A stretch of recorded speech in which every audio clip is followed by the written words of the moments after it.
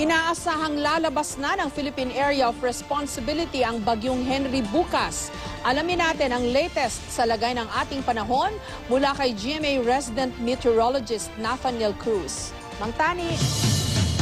Good evening, Jessica. Ngayong gabi nga maglalandfall muna ang Typhoon Henry dyan sa Taiwan. Sakop pa rin kasi ito yung sakop to ng Philippine Area of Responsibility, yung bahaging ito ng Taiwan. At umaga naman bukas ay tuluyan ng lalabas ng PIR ang bagyo at lalayo na sa ating bansa. Huling namata ng Pag-asa ang mata nito 170 kilometers dyan sa may north ng Basco, Batanes at nasa 130 kilometers per hour ang lakas ng hangin itong malapit sa gitna. At may bugsong umaabot naman sa 160 kilometers per hour. Pahilaga, Kanluran ang kilos nito sa bilis na 24 kilometers per hour. Nakataas pa rin ang signal number 2 dyan sa Batanes Group of Islands at signal number 1 naman sa Babuyan at Calayan Group of Islands.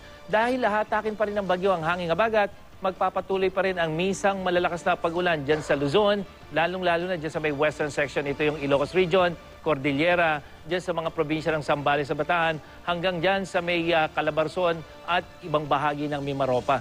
Mula umaga hanggang gabi rin mataas ang tsansa ng ulan dito sa Metro Manila at sa Kalakhang, Visayas at Mindanao naman ay mahihinang ulan na lamang ang aasahan, lalong-lalo na dyan sa may western section at dito sa may eastern section ng Mindanao.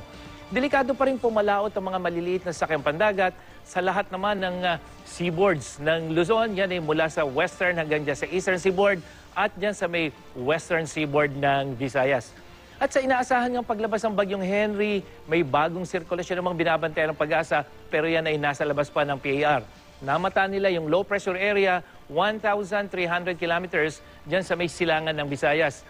At ito ay mahinang bagyo ayon naman sa Japan Meteorological Agency. At sa datos nga ng The Weather Company, posibleng pumasok itong bagyong ito, itong sirkulasyon nakikita natin sa PAR, Sabado yan at papangalan ng Bagyong Inday kapag pumasok na ng PAR. At sa Lunes, inaasahan naman na nasa silangan na ito ng Luzon kung ito ang mangyayari at hindi magbabago yung galaw nito. Pero hahatakin ito ang hanging habagat mula yan Luzon, Visayas at Mindanao, kaya asahan pa rin ang maulang panahon sa mga susunod na araw, Jessica.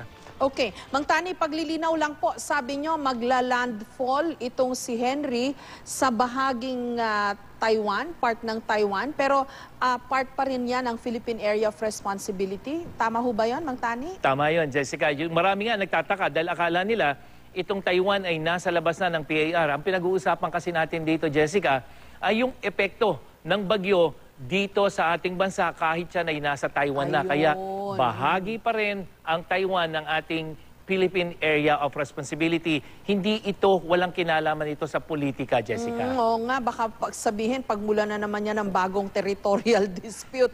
Yung pala, ang pagka sinabi nating PAR, yung effect ang pinag-uusapan natin, yun ang pinatutungkulan, hindi yung territorial o political borders natin. Tama yan, Jessica. At meron niyang kuminsan, merong bagyo na nandito na, yan yung kulay green na yan yung labas ng ating Philippine Area of Responsibility.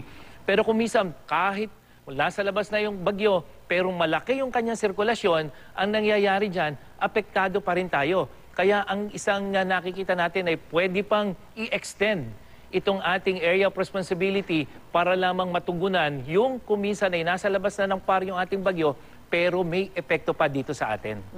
Yung PAR, walang kinalaman ho dun sa teritoryo natin. Basta nararamdaman natin, PAR pa rin yan.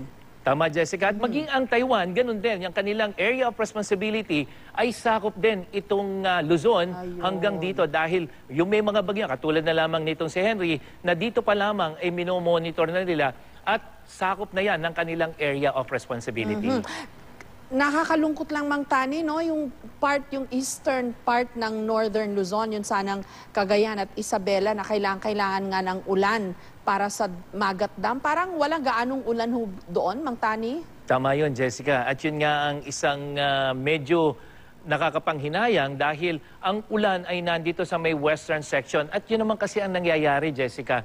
Kapag talaga lamang malakas yung habagat, kaya yung ulan yan ay nakakarating hanggang dito sa may Cagayan Valley, dyan sa may mga probinsya ng Quezon at Aurora.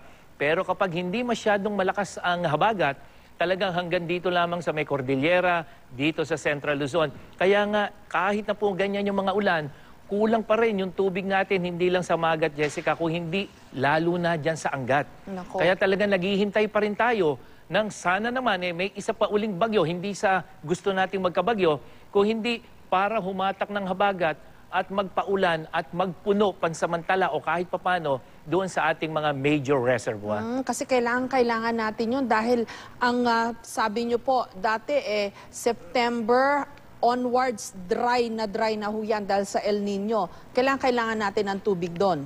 Tama yun, Jessica. At yun nga ang nakakabahala, no? Dahil kahit sunod-sunod na yung bagyo, bumabaha sa ibang lugar. Ito ang isang nakikita natin, bumabaha sa ibang lugar, pero sa ibang lugar naman kulang sa tubig. At kapag natuloy yung El Nino, na talagang mataas ang posibilidad, kahit na nagkakabagyo tayo, Jessica, ay October, November hanggang Mayo ng susunod na taon, baka talagang mas kakaunti ang tubig at mas mainit ang temperatura. Nako, at hindi lang yung mga pananim natin ang maapektuhan yan. Kulang na nga ho tayo sa kuryente, yung ating mga hydroelectric powered plants, no? Yung mga pinagkukunan ng kuryente na mga dam.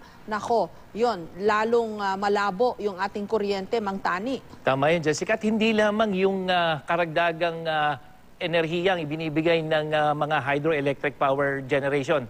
Kung hindi, yun mismong mura, napakamura nitong pinagkukunan natin ng kuryente kapag kumuha tayo dyan sa mga major dams na yan, Jessica. Mang Tani, pag yung ito pong si Inday naman ang pag-usapan natin, medyo yung LPA na yan, LPA pa lang ho siya ngayon, hindi pa ho siya bagyo. Pero pag naging bagyo, papangalanan daw pong Inday.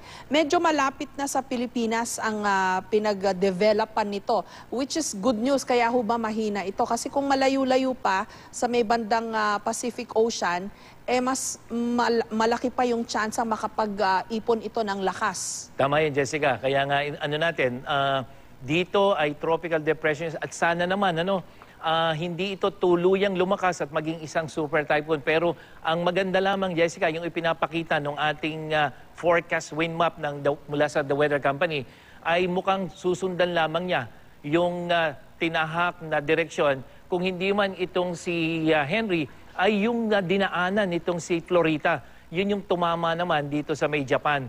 Pero ganun pa man, kitang-kita rito na hahatakin yan yung habagat, Jessica. Kaya kahit medyo malayo yung bagyo, merong momentum yung ating habagat. Kaya tuloy-tuloy yung hatak niyan at yan yung posibleng magpapaulan. Hindi lamang sa Luzon, hindi lamang sa Visayas, kung hindi maging dyan sa Mindanao, Jessica. Maraming salamat, Mang Tani. Nathaniel Cruz, resident GMA meteorologist. At yan ang latest mula sa GMA Weather. Ako po si Nathaniel Cruz. Magplano para sigurado. I am ready. Serbisyong totoo ng GMA News.